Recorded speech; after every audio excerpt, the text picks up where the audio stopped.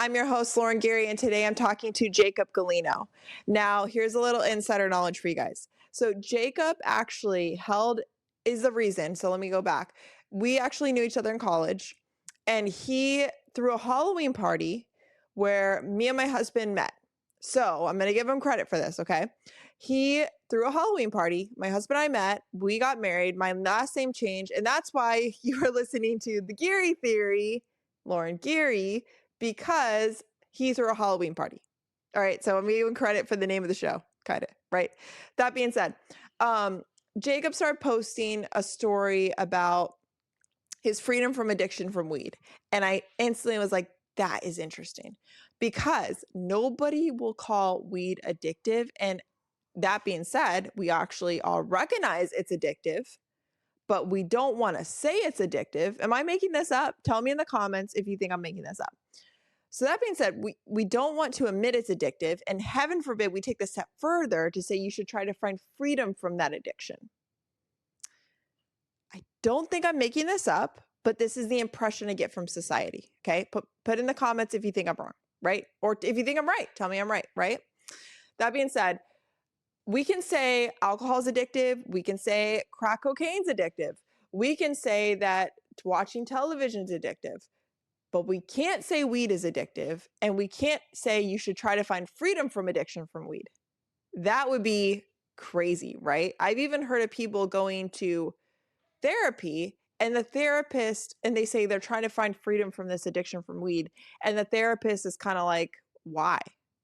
It's a wild world out there when it comes to this.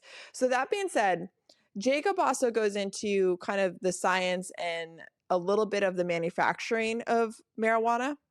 And because he actually worked in the industry and he knows kind of what's going on with the difference between homegrown weed and lab grown weed. I don't think that's the word, but factory grown weed.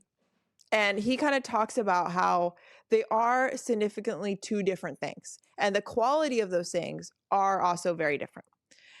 So we get into that. And then we get into his journey of finding freedom from that addiction and how he went about that. I would like to say that this is a really good podcast for somebody who's struggling with any addiction. And that's true. I'd like to also say if you know somebody struggling with addiction, this would be helpful. That's also true. But honestly, I think that we all need to take a listen to this episode because the talk of weed has not been resolved since we decided to legalize it. I think when we legalized it, the conversation ended and nobody's really resurfacing it. And I think that me and Jacob discussed that. Should marijuana have been legalized? I don't think we even know the answer to that, but it's a very interesting conversation that I don't want to let die. So that being said, let's get into it. Thank you so much for joining me, Jacob. I feel like it's been forever since we talked because we were friends in college, and I have followed along with you on your journey remotely over social media since, and so I'm glad to connect again today. So one thing I was really interested in, you started sharing a little bit about your journey from weed addiction. And I think that's something not many people are talking about today. And and I think it's one of those things that I think weed has become so common that people are almost even afraid to say it's a negative thing to overuse it. So I kind of wanted to get into your story, but first there was a post you made that was really interesting. It was about your experience when you were, I think, in high school, where your parents sent you off to a camp, and it sounds like that might be kind of the root of maybe where your addiction came from. So would you mind kind of starting with that story? Yeah, that really started to escalate things and cause more problems than I thought I had at the time. Um, yeah, it was a ranch, and it was promised to help troubled boys get back on their feet. It's a working cattle ranch, and I had ruined my parents' trust in a lot of ways. I was, still staying with them after high school, and they were getting fed up with me, and I think rightfully so. I definitely did need help. But this was the best route they thought to do with me, was to send me somewhere to kind of rehabilitate me. And they said, like, yeah, just go for 3 months. You'll be around other guys. It'll be out in the mountains. It'll be a great experience. And just sleeping on my friends' couches, smoking weed, going partying. I mean, I kind of ran out of things. Like took my phone away from me. I didn't have my car. So I was like, sure, why not? 3 months. What's the worst that could happen? And as soon as I get there, they're like, all right, you need to cut your hair and put on these cowboy boots, and we're going out to do a cattle drive. And it was just a whole shock to me. And then I talked to the other guys there, and they were like, yeah, 3 months is what they tell everybody. I've been here for 9 months. I've been here for a year and a half. And so it kind of just dawned on me, like, this is not what I thought it would be or my parents thought it would be. And so I kind of panicked, and we couldn't talk to them but like once a week. Couldn't write letters. Everything was filtered through them. So, and anything you did say on the phone was being monitored by someone standing there. So if you were to say anything bad about the place, then they would hang up or they would correct you or ruin that privilege. So it was really hard to try to tell them what was really happening and what I was feeling, and they didn't care. And then they basically said, you're not coming home until we see change. So that was like, well, what does that mean? Like, and so I felt totally abandoned. I felt totally trapped. Like no one understood me. No one trusted me because everybody, all the counselors and everybody there they get trained to detect kids that are trying to manipulate them or, get a leg up on them. And so to me, it felt like I had no one, I had nothing, and I didn't know how long I was going to be there. It was like an endless thing. How many people were there? Like how many, I guess, and then how many staff was there, and then how many people were actually staying there in the program?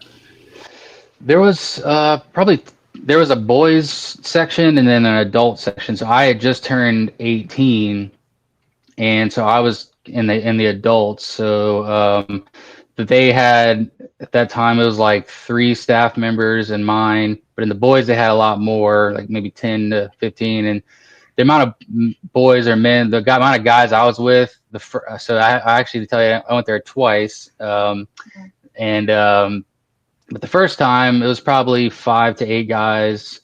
Some come in and out. Some, yeah, they stay for just they tell you a certain amount of time, and then they try to talk to your guardians or your parents and what your how your progress is going. They have these weekly, they call it passport to manhood, little forms that grade you, and so they're always kind of watching you and reporting it. And I noticed a lot of times they would always say, yeah, 3 months, like he's doing good, but I feel like he could really solidify virtue, and he could stay a little bit longer. Like he's really making progress, and it would be, hard for him to leave now. I don't think he'd be successful. And so they always had these kind of ways to keep you longer. And my parents were at their wits' end. So they're like, yeah, whatever, we'll trust you guys, we'll believe you. And I'm assuming your parents are paying for this. Is it like this? That's right. Program? And was it expensive? Would you say? Yeah, it was. I think at the time maybe around $5,000 a month. Oh my gosh. And this was like that's a lot of money for them to pay. Wow, that's crazy. So one more month is another 5, and like who's got? I mean, when they signed you up, so they thought 3 months, they're thinking 15 grand, and then every month they add a little bit more.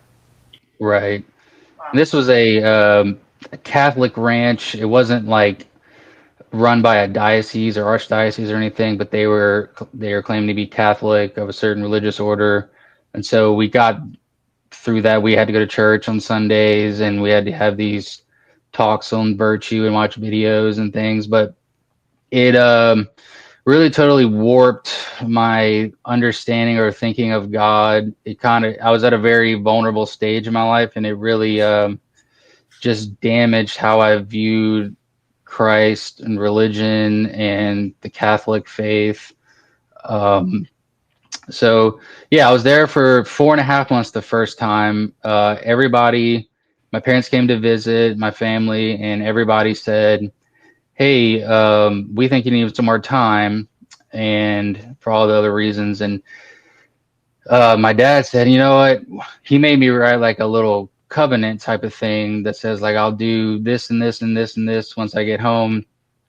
And me knowing like, I just want to get out of here. That's my main priority, so I can breathe and think again. I was like, yeah, I'll do all of it. Do whatever it takes, And then once I got home, So my dad said, yeah, well, I'll take you home against the advice of everybody else.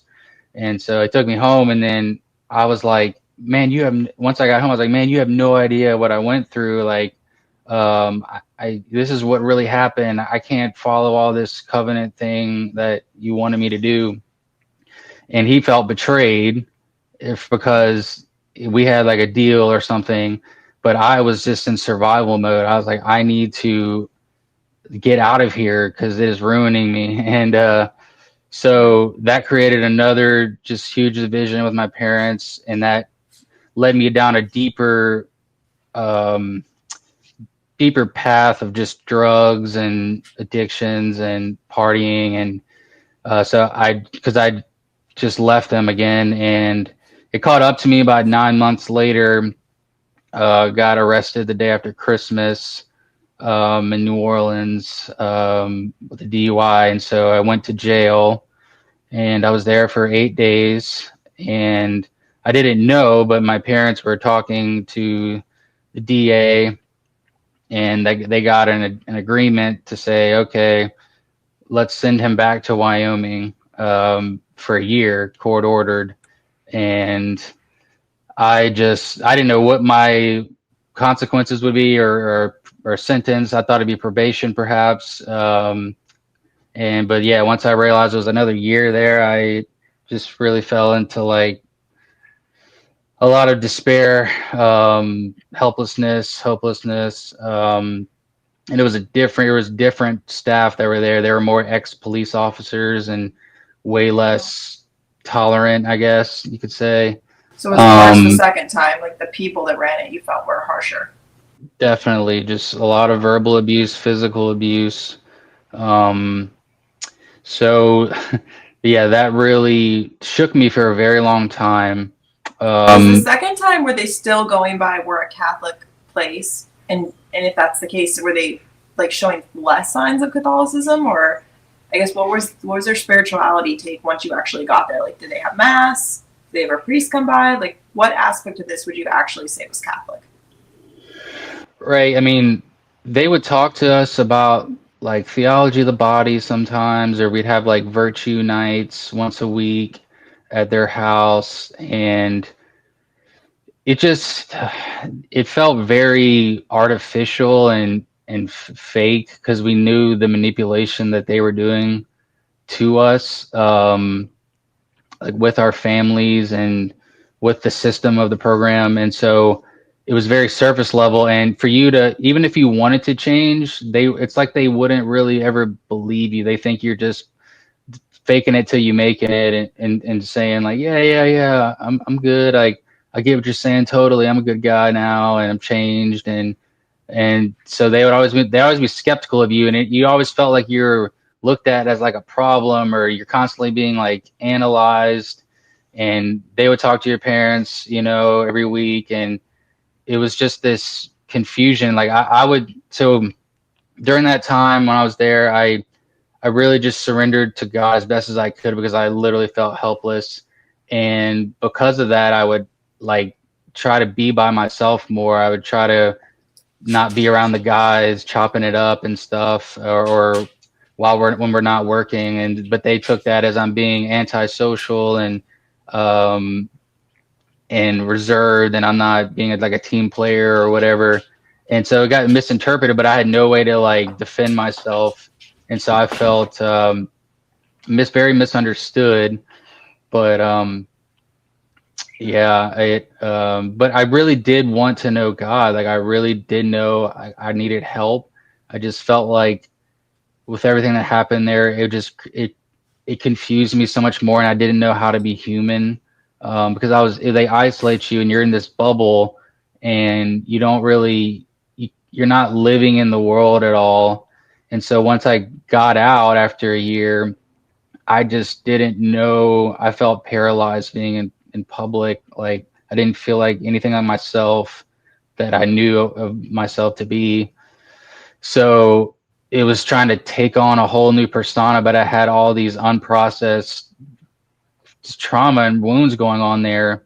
And they had a counselor there, but we knew that if everything we talked about with her, she would relay to our staff, so it wasn't confidential. So you really couldn't have any sort of honesty or catharsis with anybody, and it just felt so constrained. And so after that, yeah, I didn't know what route to take. You know, I was looking at college, and that's what made me look upon Franciscan, is because I wanted to know God, and the Catholic faith is what I was reared in, and that was really the only college that I know my parents would support me going towards. I felt very controlled by them in a lot of ways, but it was also in Ohio, and it was away from Louisiana and everything I knew and all the bad stuff I'd done there. So I was like, look, it's something, and I don't have to keep working at this dishwasher at this pizza place, and so I'll go there. And so yeah, I mean, Steubenville was a good opportunity for me in a lot of ways. Got my philosophy degree. I stayed sober all throughout that. But you know, once I graduated, yeah, of course, met my wife. You That was a know, bonus. absolutely, and that was the best decision of my life. Is once I graduated, I didn't know what I wanted to do, but I knew that if I passed her up, I would regret it forever. And so I was like, I'm just gonna go move to Washington. I had no plan, no job, just sold everything I had to have gas money to get up there, and just started hustling as soon as I got there. But I That's felt awesome. like I was like, I need to do something for myself. I need to figure out kind of who I am outside of any other influence. But through that time, I started to have recurring nightmares and of being trapped, different circumstances or situations, and like fear of going to jail again, fear of getting sent back to Wyoming somehow. Like all these things kept coming up, and I would read the new research, I guess, coming out that using marijuana is really helpful for people with PTSD. So I considered it for a while, but I knew like when I was smoking before, like, I mean, I wasn't using a lot like in high school because I really didn't have a lot of money to like, you know, buy a lot and use a lot, and to live in my parents' house. It wasn't as freely I could use it. There wasn't no vape cartridges or anything to hide it. So I was now moved to Washington, and it's legal there. They legalized it the same year as Colorado. And so I was like, huh, okay, well, maybe this could be something that's helpful to help me process this and get past this. And so I just started with an edible, and it felt like when I first started, I could really observe my thoughts. I could look at them without criticizing them or judgment. Um, I could sort of go back to that time and do as best I could to piece it together and understand perhaps all these different perspectives, like my parents and what really happened to me, and how to get through it. But naturally, I'm a very all or nothing type of person. So when I go after something, I usually just go after it until I burn myself to a crisp. And it's easy for me to form habits, good or bad. And I didn't know, but I let that slowly start to percolate more. Once I realized how much I thought it was helping me in the beginning, it was like, oh, this is like my medicine. Like this is what people take Adderall for or whatever, or antidepressants. Like this is my thing. It's natural. You know, I can still function, and I'm more at peace when I'm with it, and all this sort of stuff. And You also so for a sound while, like you felt like it was helping you heal your trauma too. Like you weren't, if I'm understanding correctly, it wasn't so much you were using it to escape, but also to process the trauma. Do you think that sounded like your initial experience with it? yeah, definitely. It wasn't like I started off like, yo, I just want to get high and do whatever and party. It was like, I'm really trying to use this as like a tool to help me. And yeah, I mean, it. I felt like it did in the beginning really well. Like I felt like my life was getting better. You know, we were getting married. We were doing good. And then we had after our wedding, we had a honeymoon baby, and it died in the womb at 18 weeks. And for some reason, that really, uh, I don't know what it did to me, but it really crushed me and kind of brought back a lot. I felt like abandoned again. I felt like I wasn't loved. I felt like just things just get taken away from me, like out of anger or like I don't deserve this stuff, deserve good things. So a lot of these beliefs I had built from the past, just kind of crept back up and really crashed onto me. And so I was like, I just naturally started to consume more and more, and it became my life in a lot of ways. Like I started growing. I I quit. I was a job as like a counselor to youth for about 3 years, and I just slowly kind of withered away from that, and just wanted to get a job in the weed industry, and because it was a way to constantly have it, be involved with it. And so I did that for three more years.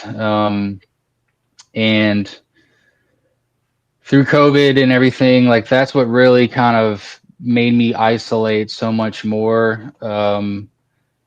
And that's, yeah, like it really started to increase the amount of pain that I was experiencing versus like before, where I felt like it was helping me. It just slowly started to narrow all the things that could bring me joy or peace, or I just started to focus only on weed. Like it was like my only solace in the world. I would not spend time with my wife or my children. I would just want to go be in my garage with my plants.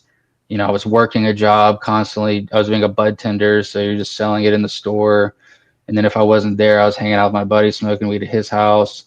I was constantly researching ways or all the stores, see what deals I could get, spending all my working money on it. And it just became like my life, in every sense of the way. I had nothing else. I couldn't even like look at the mountains or see the birds or sat and rejoice in a cup of coffee. It was like, oh, I gotta have weed. I gotta have a joint with this. Or before I did anything, I had to have it. If I went anywhere, I had to have it, no matter if it was illegal or not. And I had to figure out a way. Um, so yeah, really during COVID, it was really hard, and that's where I really started to dive down rabbit holes through it, and through getting into different conspiracies and things about the world, and opening my eyes to things. And I we realized we were very isolated too. We were living in an hour away from the city, and I had two daughters at that time, and then just some circumstances that my wife was working from home, and they said they wanted her back in the office and an hour away, and it just wasn't feasible, and I wasn't making or saving enough money even from my weed job, so we were really struggling. And so I was like, my parents had talked to us about coming back down to Louisiana to have some support, and while the kids are young especially. And I was like, I knew in my heart like I wasn't giving them any good life, or I wasn't preparing them for a good life. And I knew that eventually they would get old enough to be like, why is daddy always going outside, or why does he always smell like that, or why does his eyes always red? And I just knew that was kind of coming, and my biggest fear was like, I don't want to be a failure as a parent to them. But I felt like I was sort of manifesting that in those ways, like I am going to be, because all my focus is not on them. It's on trying to satiate my pain endlessly. But so yeah, we moved down here in 2021, and it was this time I got a job actually at a weed grow here. And I just noticed once I moved here, even the weed started to just make me have panic attacks. The amount of paranoia I was experiencing was like always on. The nightmares I had were just, they kept going and going. Like what suppressed them in the beginning, now they're just magnified. And I like, no matter what I did, no matter how much I'd smoke or get I couldn't have any peace or solace. Like it was like the dopamine ran out of my brain or something. What does And your so wife think about all this? Like when you first started using weed, and then now she's seeing you progress into different stages. What is she saying to you at these times? she was definitely a silent sufferer for a lot of our marriage. She knew the amount of pain I was in and why I was using, but she knew it was not the medicine that was going to help me, or that was helping me, or was going to help me. So she's just basically silently prayed, and she had to take a lot of the weight that I should have been carrying for the family onto. It's so interesting that when spouses go through um, another spouse having an addiction, there's so many different approaches one can take. And I think a lot of people don't really know what the right approach is. Do you think that there is a single right approach, or do you kind of have to base it on the person that's struggling with the addiction? Right approach to treating someone with addiction. Yeah, Is that like what your you mean? wife kind of took you said the silent approach. And I think that some personality types that you're dealing with, that it's probably better just to kind of not say too much, but just kind of let them go through it because you trust that they're going to find their way through that. But then there's also a point where somebody's having an addiction and you as a spouse are like, I don't know what to do. So, what would you recommend for somebody that is watching their spouse go through addiction? What would you suggest they do? How would they approach it? Yeah, and everyone knows their spouse in a very intimate way to kind of know how they might receive something. So can't speak for everyone, but I know that it's definitely not good to enable any behavior or any activities as much as possible.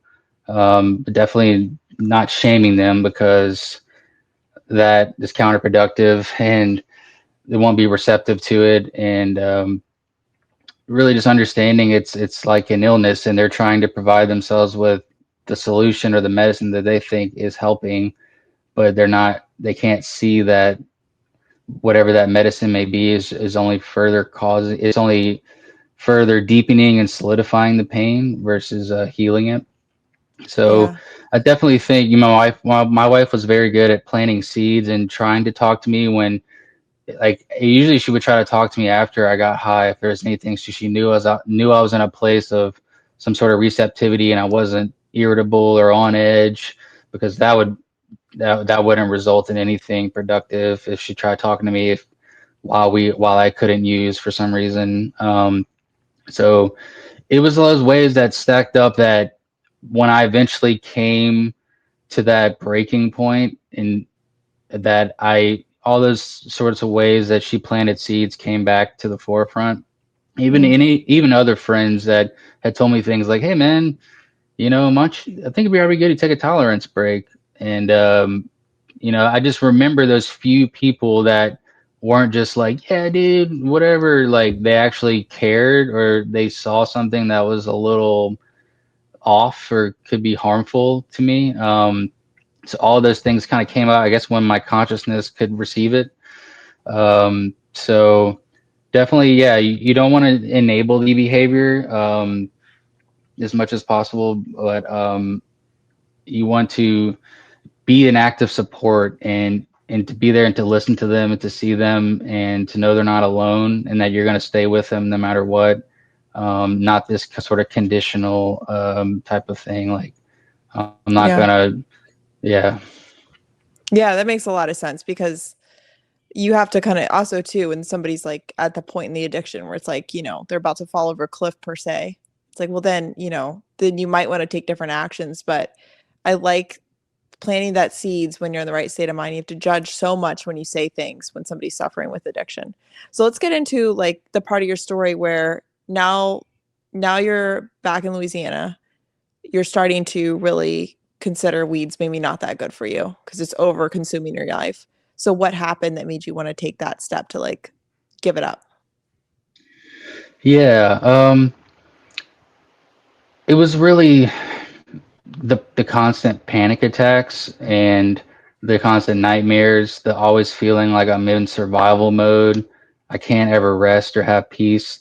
And I wasn't used to that really before, but being here, there wasn't as much widespread, oh, I can just go to the dispensary or go to my friend's house or have my own grow. It was like I have to go back to like dealers and sketchy people um and so it was just it was the last kind of breaking straw was for me was I went to Arkansas and yeah, I had some weed on me, but I just felt like whatever, because I bought it up there and it was medical. You get it out of state cards. I had some, and I was like, yeah, maybe it's just the dealer stuff I'm getting that's making me feel this way. And then I went up there, got some of my favorite strains that always really helped me in the past, and I just felt like my heart was racing, like it felt like my body and my nervous system just started screaming at me like over and over again, like we're done, you know. And some people say like some sort of esoteric people say like, yeah, the plant tells you when it's done, or she'll tell you when you know you've had enough. And I'm like, maybe part of that is true, but I think I just fried my brain and my nervous system so much that it just had to, the high had to be balanced by the low. And because I was just trying to stay constantly high and push it and force it, it's like just that, you know, that homeostasis that's always trying to get there is like, it was like, hey man, like you need to figure something out. And at this time I had my son for the first time. And I knew like I had two girls before and they're so special to me, but just knowing I had a son and I know he's going to be imitating and, you know, looking at me for everything in life.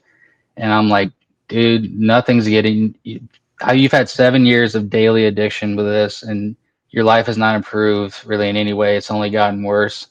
And how are you say you don't want to be a failure to your kids and you don't want to be a bad role model. Well, you have to try something different. You have to become a totally different person.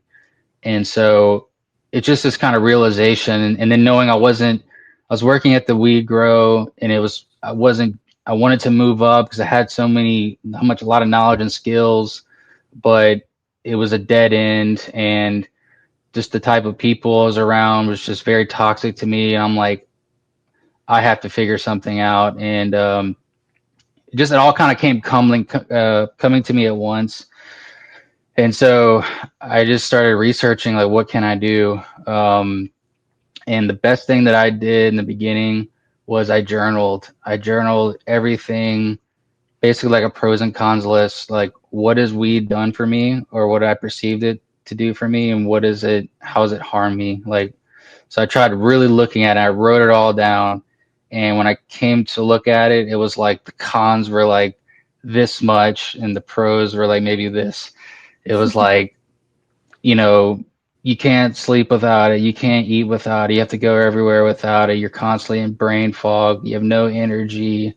You have no money. No one really respects you. Like, it was like, once I really faced myself and saw it, I was like, okay, so like, yeah, to me, that was like my turning point. And for the next, you know, month, I guess, I just started trying to look up like what I could possibly face as far as like withdrawals and things. And some people laugh at that because they like, it's weed, like you can just stop it whenever. But I've been in these grows and I've worked in different companies within the industry in Washington and here, and I know that the weed nowadays is nowhere close to what it was in the 70s and 80s. They are genetically modifying strains to be as potent as possible. They're taking away all the cannabinoids that temper the high and give you balance, like CBD, into something that's just, it's basically like a man-made drug. And we have dabs, we have vape cartridges nowadays. Like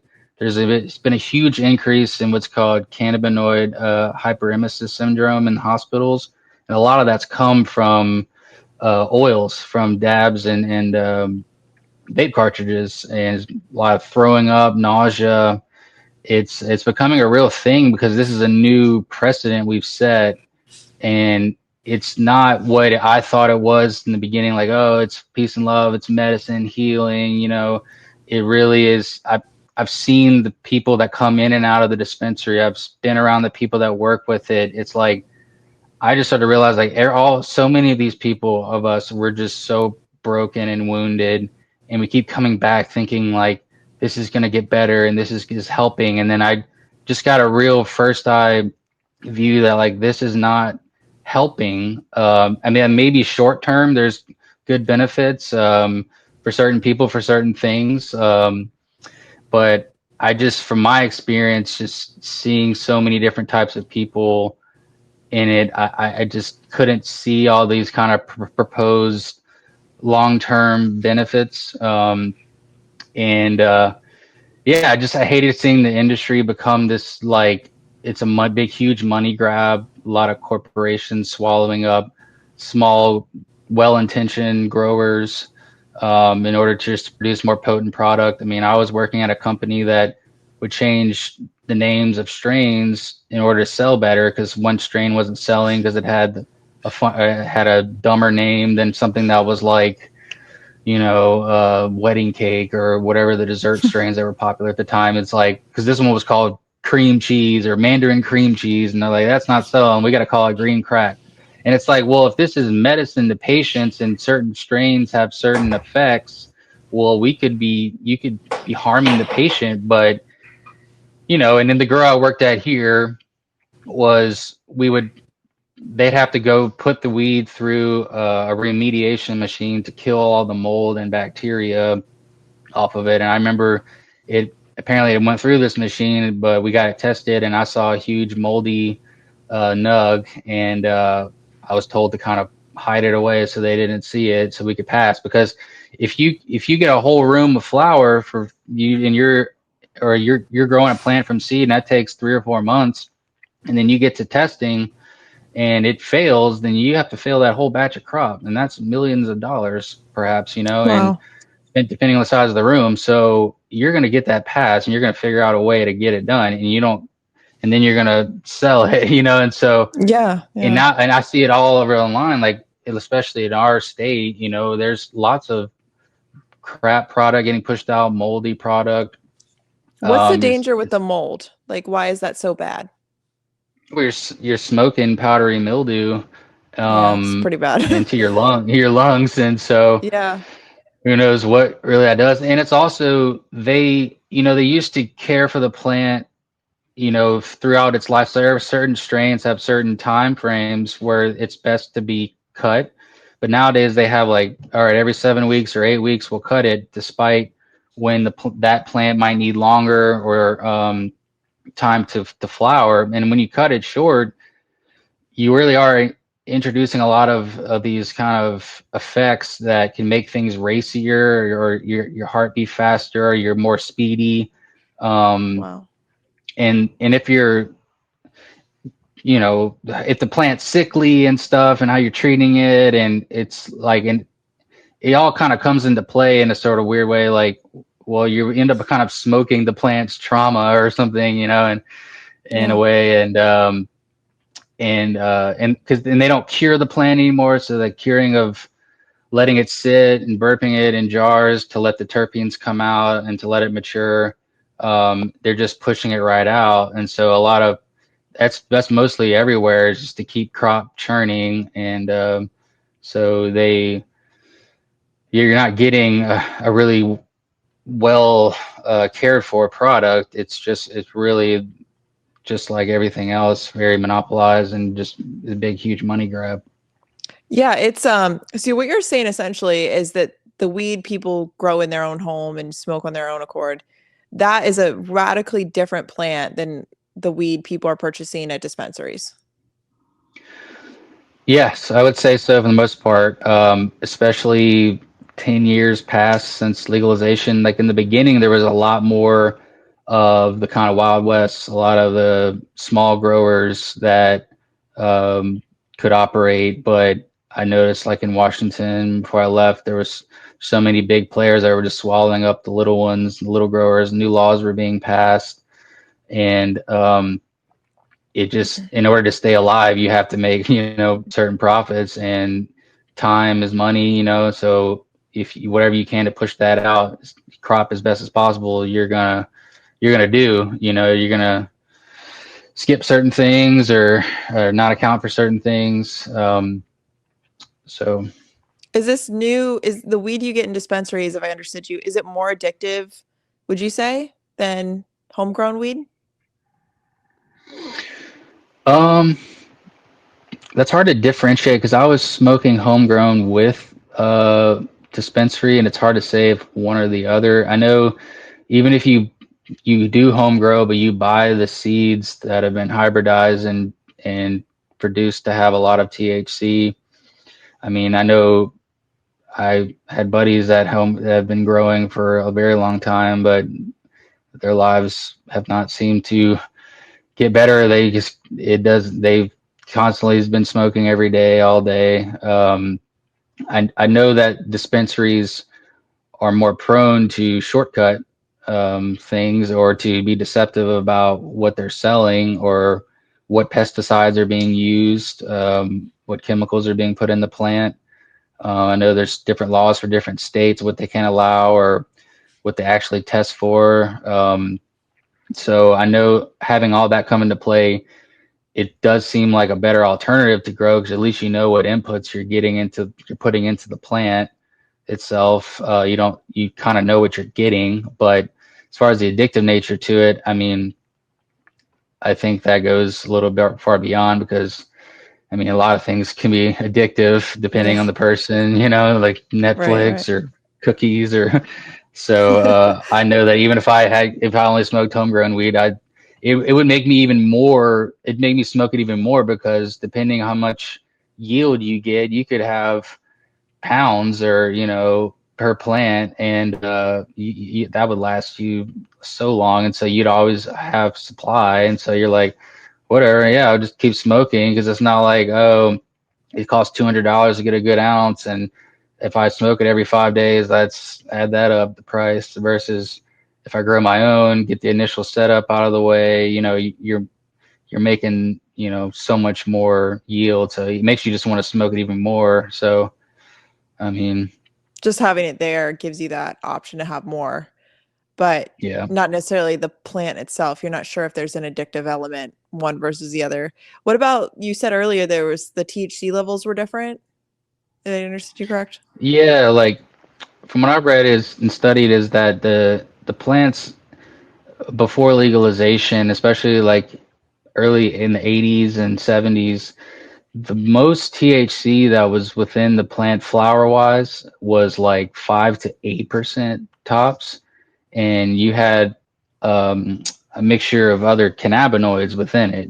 It wasn't so hybridized. So a lot of the plants nowadays, they only breed them to have high THC through like tissue culture.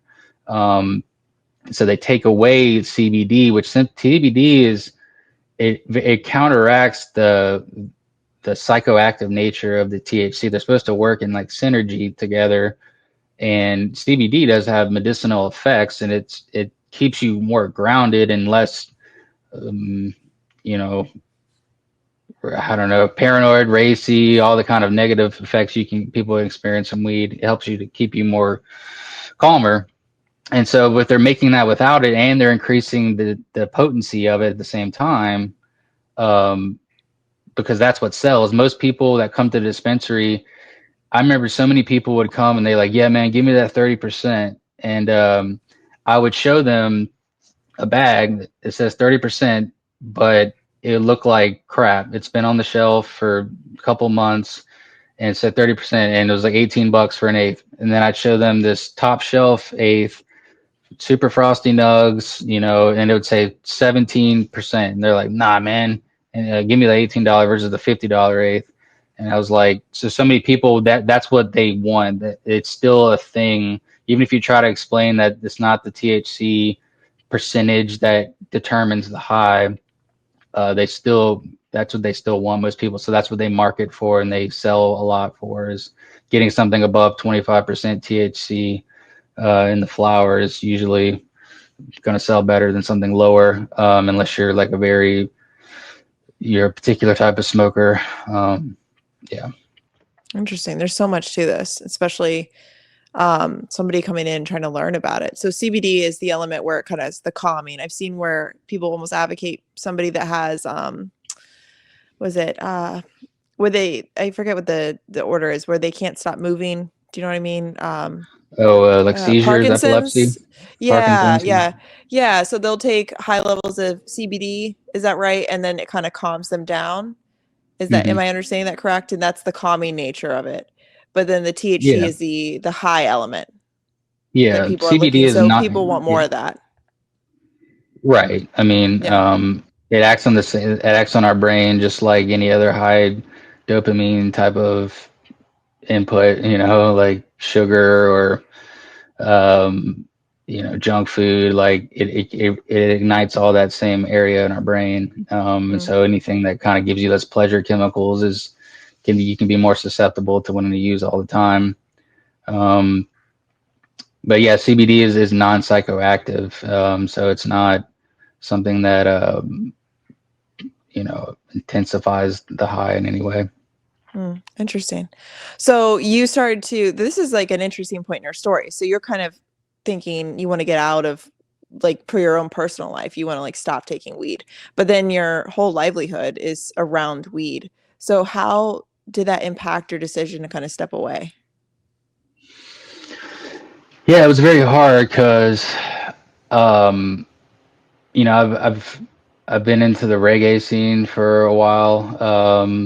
I've always loved reggae since high school, and I started making reggae music. I had dreads for 7 years. I kind of my whole identity became it, and weed was definitely integral to it. And it was very hard. It was very hard to know that I kind of reached some sort of end, and I need to figure out how can I survive and have some semblance of peace in life? Like, how do I address what's hurting me or what's I'm not getting that uh, healing from, and just not knowing where to go. And that was something I let myself just be humbled by that in the beginning, is just not knowing I needed everything figured out before I quit, or decided to. I just, like they say, take it one day at a time, like sometimes 1 minute at a time.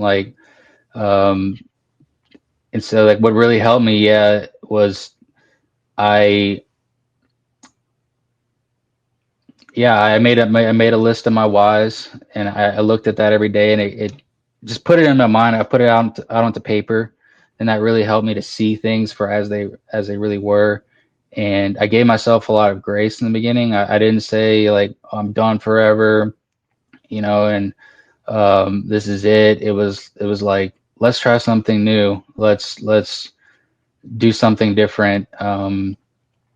And so I just kind of gradually, I needed to practice, just like I need, like, it, being addiction. Like, I mean, it was like I needed to practice being how to how to be high in social situations, or high at work, or high while driving. Like, all that took practice. So I was like, it's going to take practice to learn how to relive again and figure out who I am.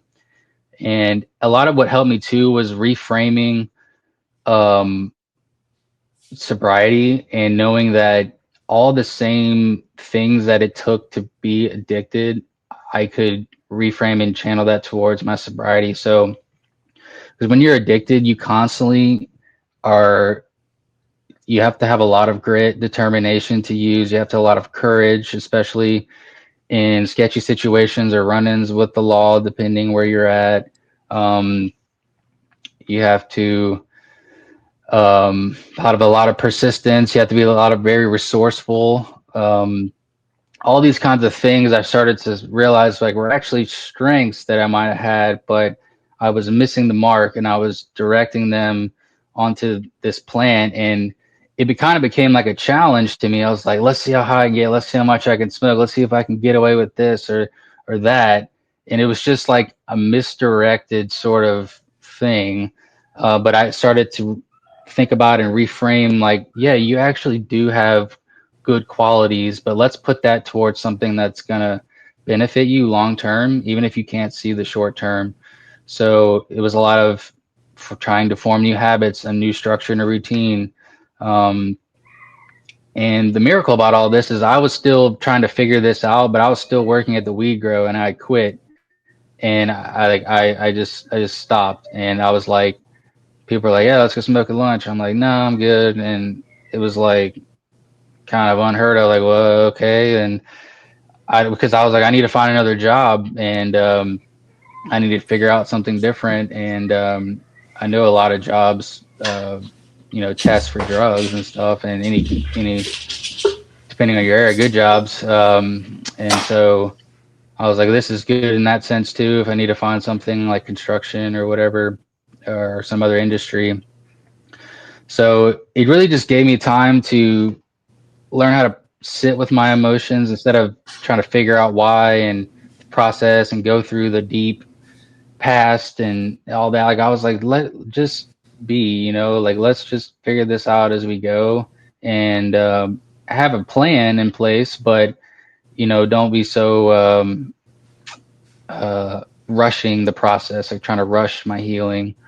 So it took a lot of patience. But now it's funny because when I was preparing for this interview, is like I'm trying to sit here and go back and to that frame of mind that I was in, and I just never think about weed these days, or like I don't know, like it's like I don't even know who that kind of person was in a lot of ways. Like I try to like really internalize, and I don't like it. Sometimes it's like, okay, like I don't want to go back to the memories, but I'm like, it's just good to kind of process and see where you've come from, because it's been 3 years in October now that I've been free from it. And so, because it's funny, because I never think about it now, but in the past, it was just like, that's all I ever thought about. It was like Yeah. everything from morning until night. And so it's just been interesting to kind of reflect on. But it's just been little by little. Like, I mean, what really helps me now is going to the gym. There was a priest who said, one of the best things you can do if you have depression or anxiety is to clean something, fix something, or build something, and then see how you feel after. And that really kind of helped me a lot of ways, is because a lot of times action alleviates anxiety, or the things they ruminate about, or we get into our thoughts so deeply and try to figure things out and piece it all together. But a lot of times just that doing, it really helps. It does it on its own. And that's what's one thing that faith has really helped me with, is it's that first thought that comes. If you don't cut off that first thought, that's when you become more susceptible to it. And even though I'm 3 years into this sobriety, and like I know, like myself, like I was saying earlier, like I'm an all or nothing person, and it's always safeguarding and staying vigilant and knowing, like any sort of thought of like, oh yeah, remember you went to this festival, or you were growing this plant, or some great memory I thought I had with weed. It's like you can just easily let that dissolve into something. And if you have a bad day, or something really traumatic happens, or you get or whatever, just life happens, and you start thinking about it more and more and giving in. Like it's where that's where it begins. So you know, that's something that I always keep in mind, is not entertaining it, because that's where it always begins. Yeah, and it's so would you say that journaling was the kind of it sounds like, some people go through addiction, they need to go to programs or even go on a camp and leave their family, and some people that's what they need. But for you, you just kind of took to journaling and took to your faith. Is that was that your method to freeing yourself from the addiction? Um, yeah, it really was just that those things helped. It was just changing my environment and being okay with feeling like I don't know, like I don't know who I am, and I'm gonna create the person that I want to be, or that I want to be for my kids and my family. Um, and so it was just a step by step thing, and yeah, I've tried, different things. A lot of it sounds really simple, but it's like eating as much unprocessed food and getting as much sleep as possible. Because when I don't sleep, that's when I like start craving just Mm, sugar, and like I'm super irritable. And that's one thing that's interesting about weed per se, is because it disrupts your REM sleep. And that's why a lot of times people say they don't dream, but when they quit, they start dreaming again. And I wow. noticed that because that's why they say it shuts off the nightmares, the PTSDs, because it disrupts your sleep. And if you don't get that REM sleep, you're not actually getting really good rest. And so if you're constantly, that's why I think a lot of reason I was in constant survival mode and emotional turmoil, is because I wasn't actually getting my body, my brain, any rest or reset. Makes And sense. from the at least the overuse of it. And so yeah, like it really, those simple things, but it's being consistent in those that has helped. It hasn't been like a profound, thing, or I went to this conference or I heard this talk or whatever. It was like just the simple things we need as humans, to keep me moving forward and healthy and stable. But just doing this day in and day out, and trying to create a good structure and routine and habits. And Yeah. um, yeah. It's like basic, just taking care of yourself. And I love that you gave yourself that freedom of time, saying, I don't need to like rush this. You're going to, especially when you're a father, you're trying to provide for your children. So to step away from not just the addiction, but to the career that you needed to provide for your family, that giving yourself time was probably such a essential element to just freedom. Um, what would you say for those that are how would you define addiction in your experience? Yeah, there's a lot of good, valid definitions. People that have way more degrees and all that, but from my experience, I think I've kind of heard something like this before from someone else, but it's like the the progressive narrowing of things that give you joy and peace and calm, and the simultaneous like widening of pain and suffering. Um, it's continuing to use something or some behavior to calm or give you some sort of relief, but it's not realizing that what you're using is causing the craving in the first place that makes you want to satiate that craving. So it's like you're constantly in this cycle of like, well, you know I'm lonely, so I'll smoke, but because I smoke so much I get lonely. Or like I have so much anxiety, and so I'm going to smoke, but I'm not realizing that I'm just creating more of a dopamine deficit in my brain, that I'm making myself more anxious and more anxious. And but it's not realizing that totally at first. And so you think you're good until you kind of get to this point, this realization like I had, where you're like, oh, I really can't stop now. This isn't some sort of voluntary, I can just put this down and I'm good. It was like, oh, I started to feel like smoking weed all the time was my normal. And if I didn't stay on that, at least smoking every hour or 2 hours, or having some sort of edible or something, something felt off. Like I needed to come back to my normal state. And it was like, oh, and so pushing that down for 7 years every day, I'm like, I don't know what's on the other side if I were to stop and feel things without this in the way. Mm, So yeah, I yeah. mean, it's constantly, it's just you're stuck in the cycle, and you don't know how to really end it. And at the same time, even if you do know how, you might have some clues, or you hear people talk about things. It's terrifying because you don't know who you are without it, and what that would look like. It's that unknown. But at least the drug or the behavior gives you that certainty, and you know how it's gonna feel, or you're used to it, and so it's just normal to you. So you keep doing it. So many people describe marijuana as like the gateway drug. And would you say that's true? And do you think that's true for everybody?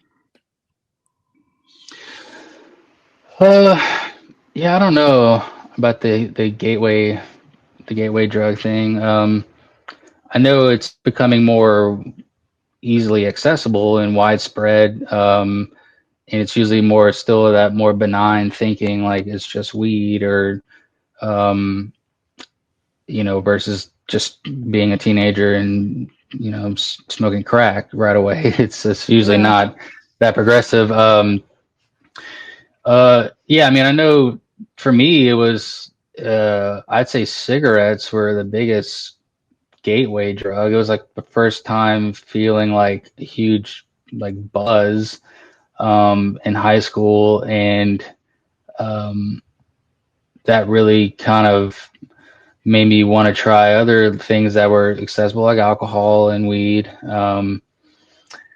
So yeah, I don't know. I mean, if it leads to other things, it's kind of.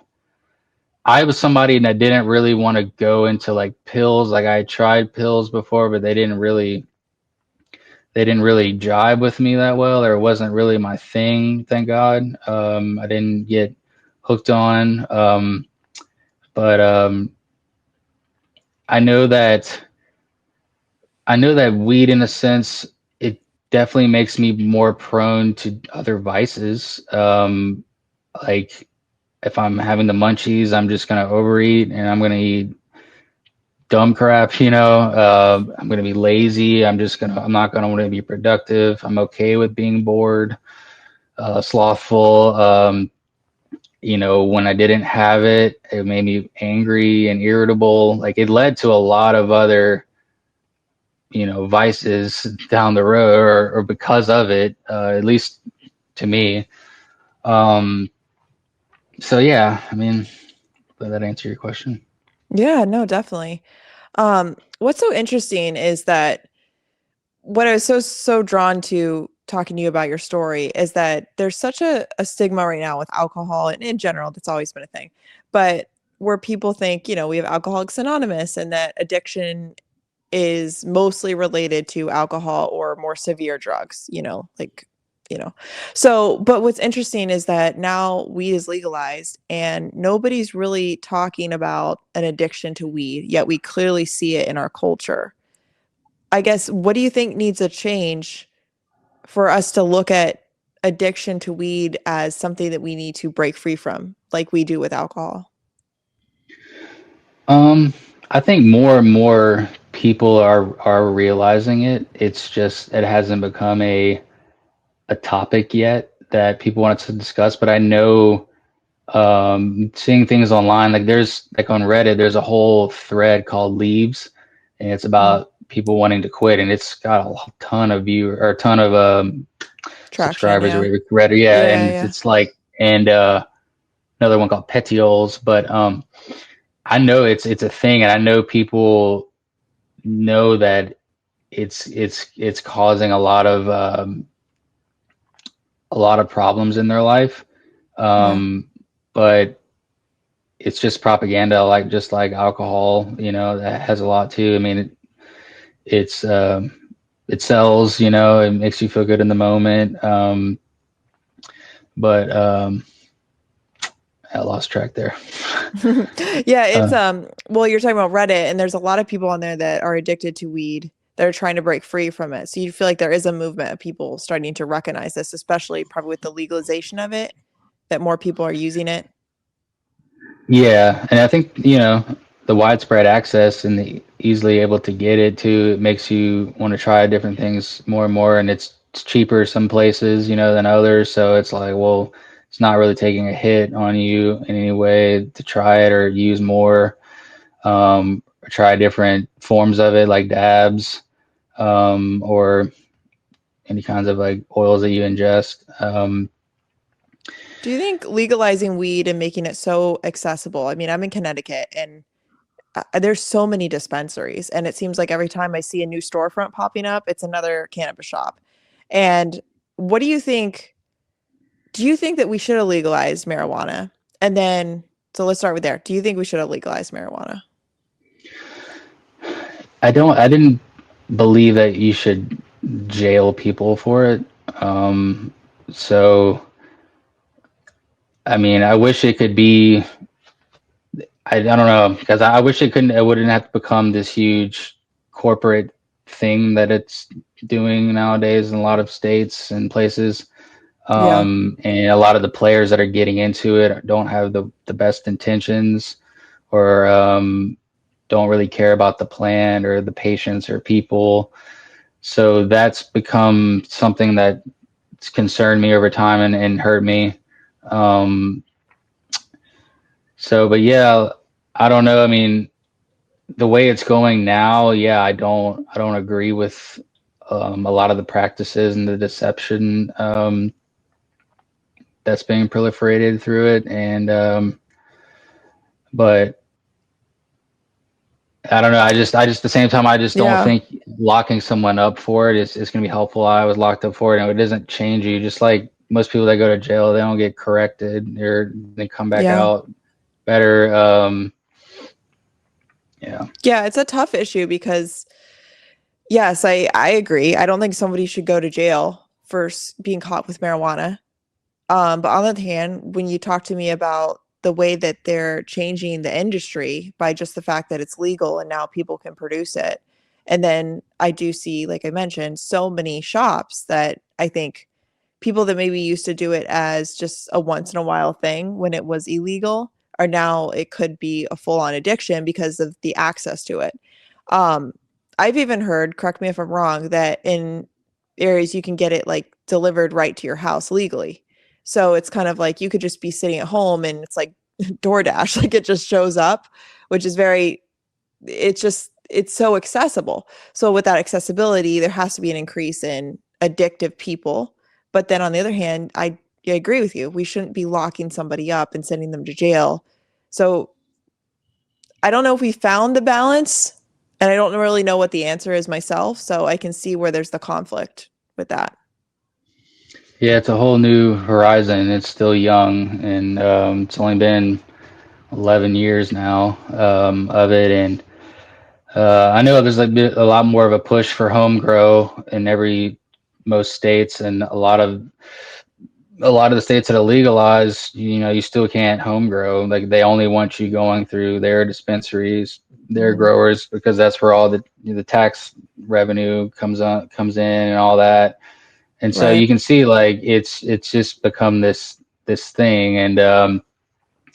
And so there's a lot of home grower advocates, but of course, they don't want most, like a lot of things in society, they want you dependent upon a system, Yeah. and then they'll create laws for it. Like in our state, there's only two growers. They don't allow you any more than that, and it's a medical only. So there's no competition or anything. They can rate. They can. We have one of the highest prices in the nation, because there's no reason for you to lower it. There's no market. Supply and It's demand. just Yeah. just just us.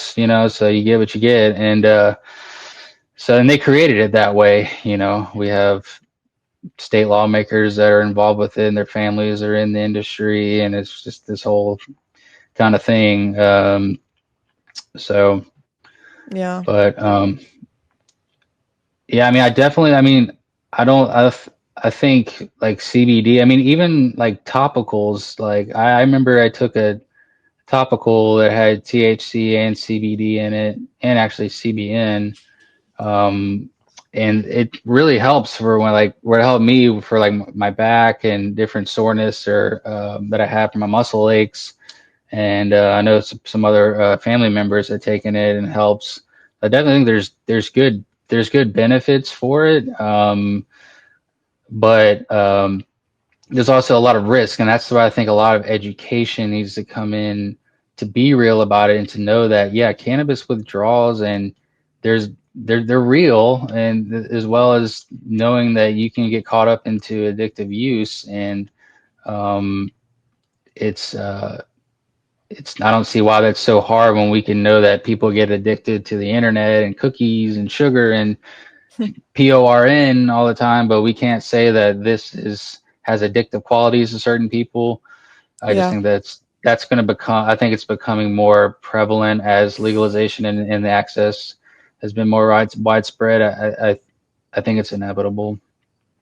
Yeah. It's been something that's, I feel like everybody that looks at the consumption of marijuana. There has, like, you can't deny there's an addictive element, but nobody wants to mention it. It's just Mhm. like you said, we can say somebody can be addicted to cookies, we can be addicted to television, we can say all that, but you, heaven forbid, you say somebody's addicted to weed, and it's like, Mhm. no, that's just a medicine. That's how we look at it today.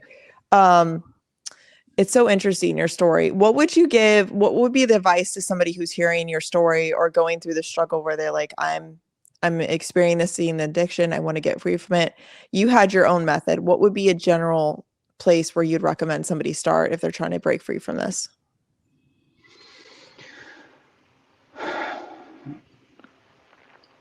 So definitely, I think figuring out your why. Why do you feel like you need to quit? Um, what is it giving you that you think it is, or what is it not giving you? What do you want to get out of it? Um, it's um,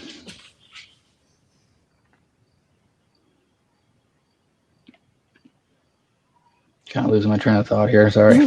They're good. Um, So it's mostly somebody's why. It's that motivation. For you, would you say it was your kids was your biggest why?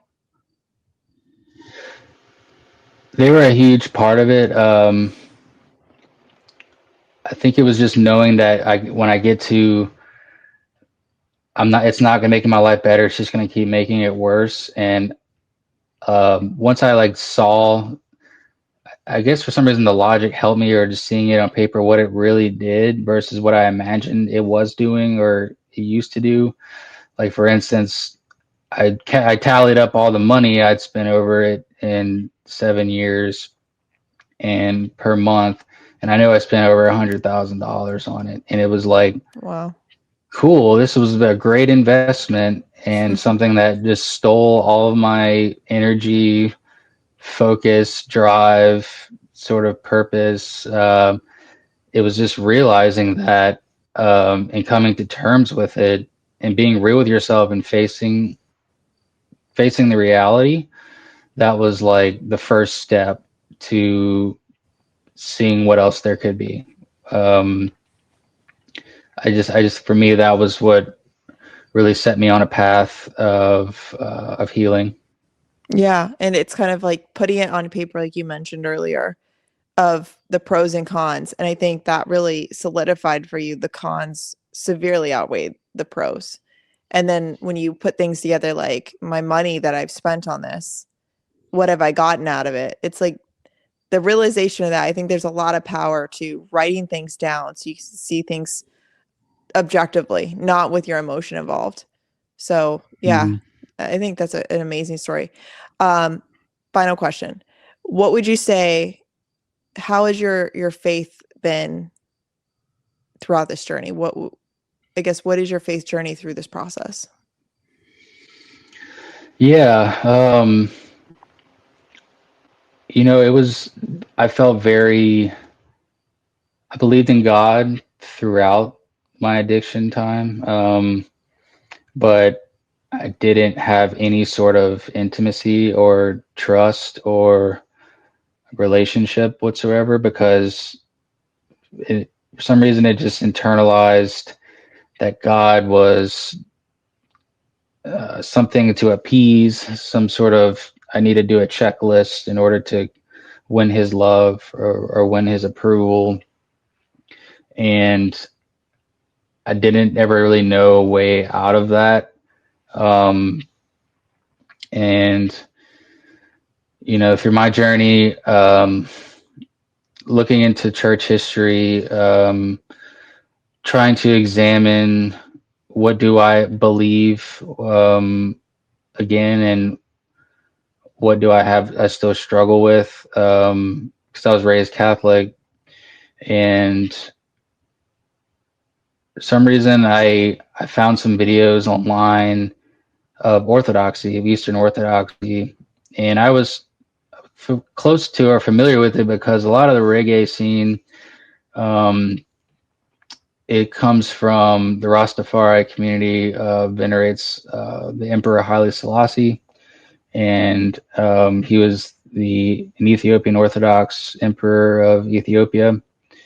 And so I had some familiarity with that sort of spirituality, but and I never really learned about it growing up or in school. It was something we never really touched on, but it had a lot of valid points to it, and it made me look into it. So I started watching more videos, and I'm looking at it through like an apologetic, reason-based thing, and it was good and it was great, but I've always struggled with how do I get what's ever in here like to here, and I didn't ever really know how to do that, or so there are a lot of priests and people online are like the only way to understand orthodoxy is you need to be in a parish, you need to be in the services, you need to go to church and be in the community, because you're not going to get it through a book or reading online or watching videos or podcasts. Is something you need. It's a lived experience. And so I went to my first divine liturgy about, well, not my first one, but the first one here about a year and a half ago. And it was like I could finally get that conduit to like my heart. It was something I didn't need to theorize and piece together and mental map everything. It was like, I think I found Christ here, and it was very Wow. simple and just super healing. Mm. Yeah, because yeah, I just I needed something from my heart, and Yeah. I couldn't. I tried forcing that so much with drugs and my other addictions, and it's like if I could just go, I could feel it, and then it was just like he was like waiting for me, in a way. And Wow. so, and I know the Orthodox, we really see the church as like a hospital for Mm. sinners, and you come to receive your medicine, to receive healing. And through our praxis, as they call it, like we have a lot of prayer and fasting and seasons for that. Almost half the year is for fasting and different Wow. seasons for it. So it really helps me to subject, my passions. That's what the kind of model that aligned with me, especially with addiction, was most helpful, was the addictive voice sort of model. I don't know if that's the exact name for it, but it's knowing that those little promptings in your brain to, you know, any sort of inclination towards overindulgence or sinfulness or evil, it's like separating that from who you are. That's not you. It's just that little monster in your brain that's suggesting things, and unless you give it power, it doesn't have any. And a lot of our saints, always talk about the logismy and thoughts and this evil suggestions and cutting thoughts off at first inclination and not relying on your imagination for discerning things. Like if you feel like God talked to you, like most of the time, the best advice is just like ignore it or talk to your spiritual father about it and see, but you're not supposed to go on and be like, yeah, I really feel like God told me this or that. 'Cause it starts to lead to delusion, and Mm. you can't understand whose thoughts is who. So we have a great term we call like nepsis, and it's a lot of watchfulness. And so we try to keep that stillness, especially in our prayer, and we don't try to go imagine ourselves in hell or heaven or anything. It's just a stillness with Christ, as you say Mm. the Jesus prayer. And I really, it's just a different worldview, but the worldview itself, I felt, or I'm feeling too, is just the most healing to me. Like, and it's definitely, I knew like once I went to liturgy and I found Christ, like I was like, this is going to be really hard. Like, it wasn't something I'm like, yeah, I've got it now. I'm happily ever after. It was like, this is where I work out my salvation, Wow. and we call it the holy struggle. And I know that this is, yeah, like it's everything that comes with it. It's a package deal, you know. And so whatever happens is like, I know that Christ is with me, but there it's going to be difficult to overcome our passions because it's a lifelong thing. And I Yeah. start to see once I came into the church how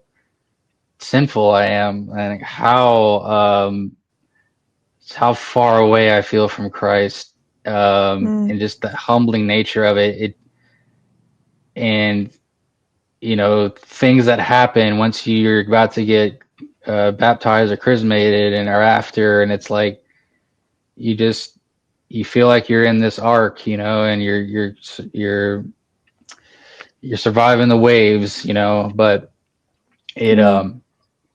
it really helped because yeah, there's a lot of good. I mean, my brain was good too because it had a lot of intellectual stuff, but it was really something it hit my heart the most, and I felt like for all those years that was something I could never penetrate.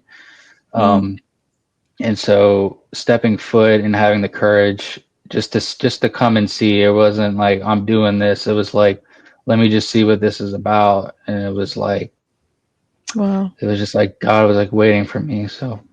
Wow. Man, what a journey. It's like there's so much of that too that I think, especially wrapped up in Catholicism, we get so much of the intellect and we forget to take time for making that connection with Christ as a person. And Mhm. that's the one thing the Protestant church emphasizes really well. But the Eastern Church, man, it's I've only been once with a mutual friend of ours. I won't say his name on the podcast, but it was you know who we're talking about. It was such a beautiful liturgy, and I actually ran into somebody the other day that their wife is Roman Catholic and he's Eastern, and so they switch up because in our area we don't really have an Eastern church. I guess they go to one on Sundays that's 40 minutes away. So I'd love to give it a try.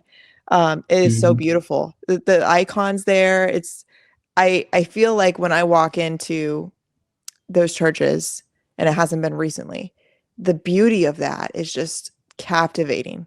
It's so encompassing. It's like I don't even it just feels like it's more me too. So maybe I should go to one.